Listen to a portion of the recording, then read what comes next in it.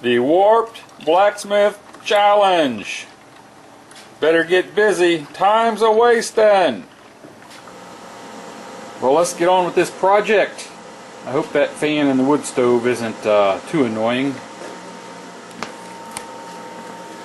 What I want to do is get the inside measurement of this 1-inch copper tube. I want a good accurate measurement. And I saw a guy show how to do this with these spring-loaded inside measuring gauges. See how they spring out? Well, I lock it so it'll fit in there. Release it. It's on an angle. You can see it's not straight right out the end. It's on an angle. So it's going to be measuring long. Then you tighten this up a little bit. You don't want it monster tight. You want it to be able to move and then stay where it moves to. Then you just move it to the center. See how it released? I went to the center. It's going to stay at the widest point. It's just going to force itself because these ends are kind of rounded. And now that's the inside diameter of this piece of copper tubing. Got my 1 to 2 inch here. Part of the problem with measuring stuff is how do you hold everything?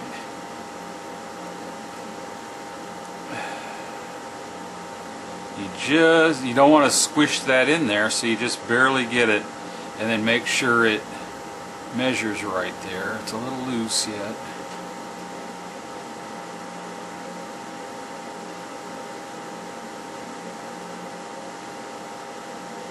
Okay. Yep, that's it right there.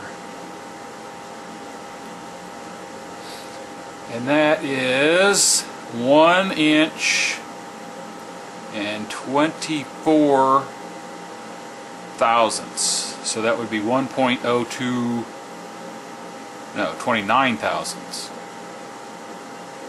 Yeah, 1.029. 1.029. Let me get some paper and write that down. 1.029. Now I want to make a mandrel that will just fit inside there and then bevel out, because I'm going to make this into a bell, and I want to be able to drive this down on it and flare it out.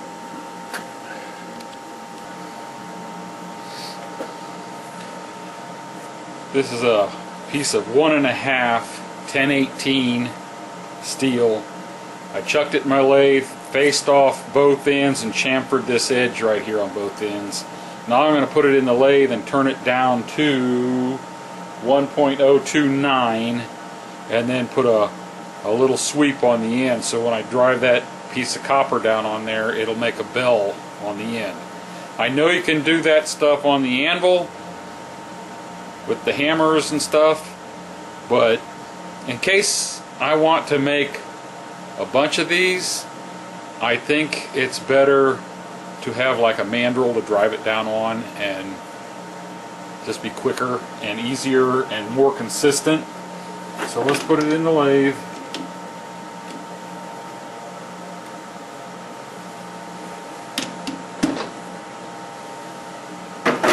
And I'll get the correct bit to start turning it down, and we'll get that underway. I don't know if I'll show you how to do that because this isn't really part of the Blacksmith Challenge. This is just a step in the process of my end product. Okay, time to get caught up.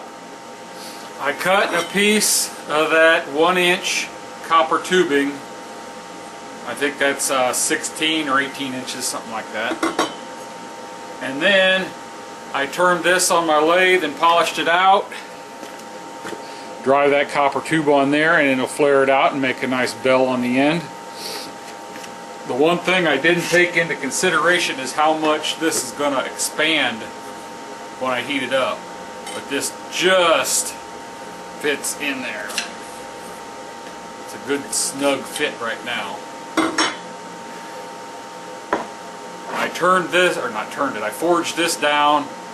This fits the hardy hole on my American wrought iron anvil. So I tapered the top end here, which I will weld to the bottom of this, and then it'll set down in the hardy hole and hold it steady. I may mark it on the bottom and drill a hole so I can put a little rod through there, so when I pull that back off, this will stay on the anvil. When I bought that copper tubing, I bought some 4-gauge, 4-aught or AWG 5-foot piece of that wire, solid copper wire. This stuff doesn't come cheap, but I think I'll make good use of it. This I'm going to forge into the little hook on the top and the little dinger inside.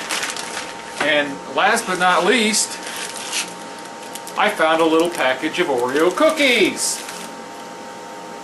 All's good. Let's start the anvil. I'm going to go weld this first. Be right back. Okay, here it is. Whoa, it's still hot. Hot, hot, hot. Got it welded to that piece that goes in the hardy hole. It goes clear down through. Here's my piece of tubing. I cleaned up this end with Scotch-Brite and cleaned out the inside.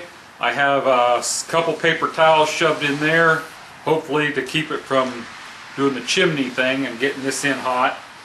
I'll heat it up over there, bring it over here, and I've got a lightweight rawhide mallet, and I've got a heavier rawhide mallet. I don't know which one it will take to do this, but they're both right here ready at hand. I've never done anything like this with copper, so let's go over there and heat it up, and I will be right back here.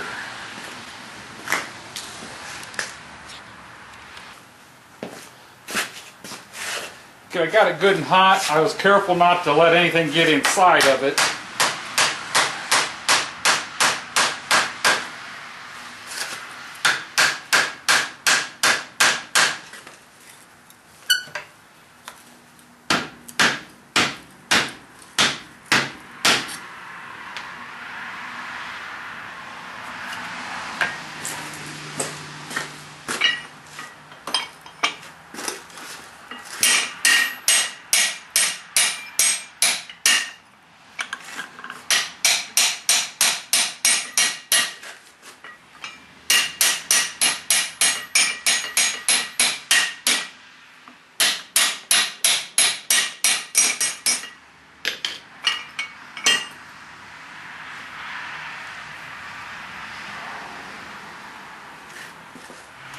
Okay, here we are. I brought this piece of copper wire out. The inside diameter of that hole is now smaller than my copper wire, which is good. But I can still see a hole in there. I don't know if you'll be able to see it. You might be able to see it. So I brushed it off with a wire brush, not my heavy blacksmithing brush. I got to where I just had a hot bed of coals, and I'd set this on the coals, and I'd rotate it with my right hand while I was cranking the blower with my left. I just kept turning it until it was hot. That way I wasn't jamming it into the coals and bending the belt. Let's take it inside, cut it off, clean it up a little bit, and then we'll come back out and forge the little loop for the top and the dinger inside. So far I've just been using this little piece of maroon Scotch-Brite and cleaning it up. But as you see, my hole is not quite round, so I'm going to set it back on my little mandrel there and find my little ball peen. And I've got a little punch here.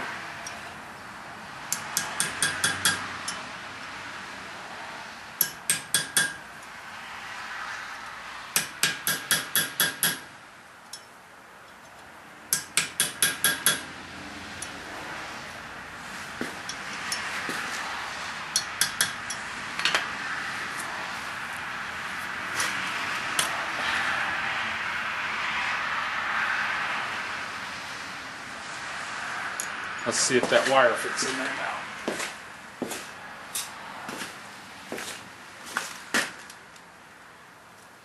Oh, man, that's going to be nice. It just barely fits.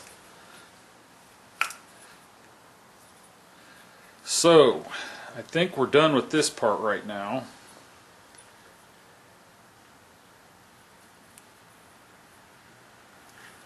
Let's figure out how we want to make the dinger. Well, I've never made a monkey tool or used a monkey tool before, but I know that somewhere along the line I measured that thing way wrong. I'm way short. But I got it to drive in there to where I got enough room on there to make a nice head. So we're just going to try it out. Got to heat it up. It may just drive it on in after I get it good and hot. I don't know. May have to cut another one.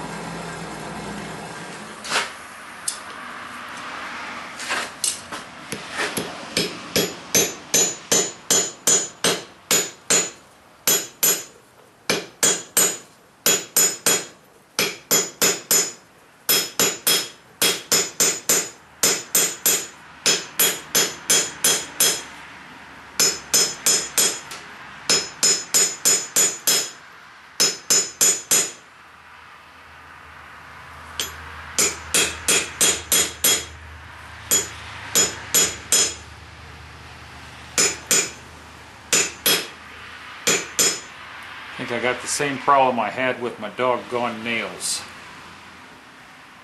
It's all off on one side. We'll take a look.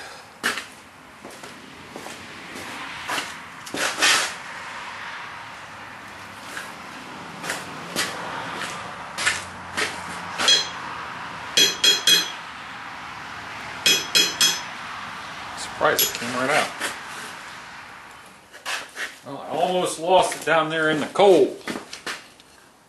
I think a small propane forge might be in my future.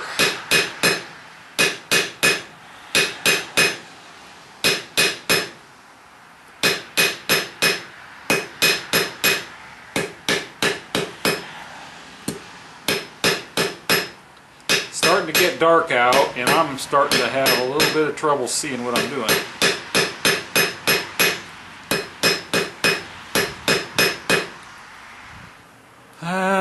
Light sucks. Right there. That's probably best. You can see it. Let's heat it up. Use my little needle nose pliers that I made into scrolling pliers and just bend that around on the end a little bit.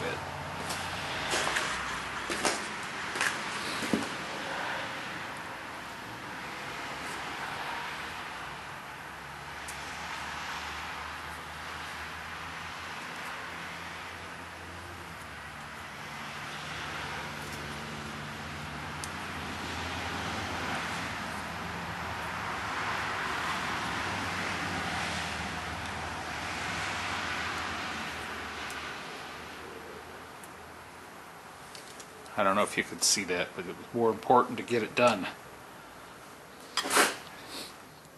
Now I have to make the thing to go out the top. Come down through the bell and make a loop to go in this, which is a pretty tiny loop.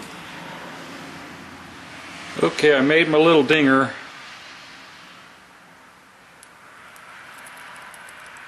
It will go up inside the bell.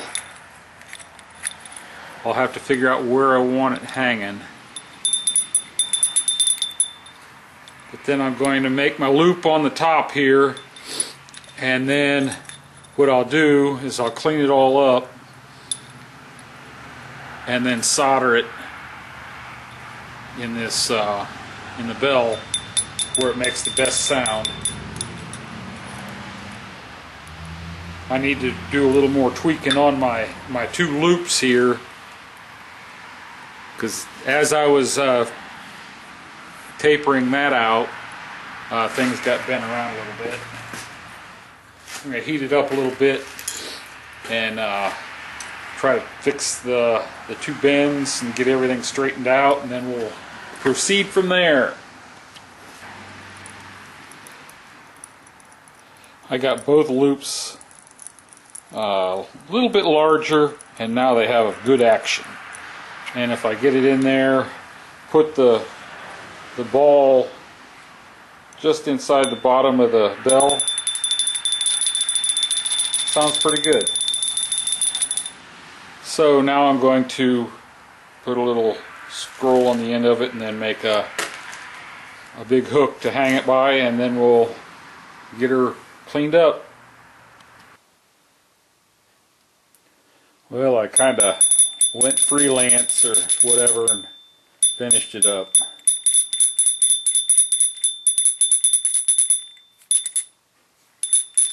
Polished it up a little bit. I kind of like the antique look. I think I'll take it in and give it to my wife.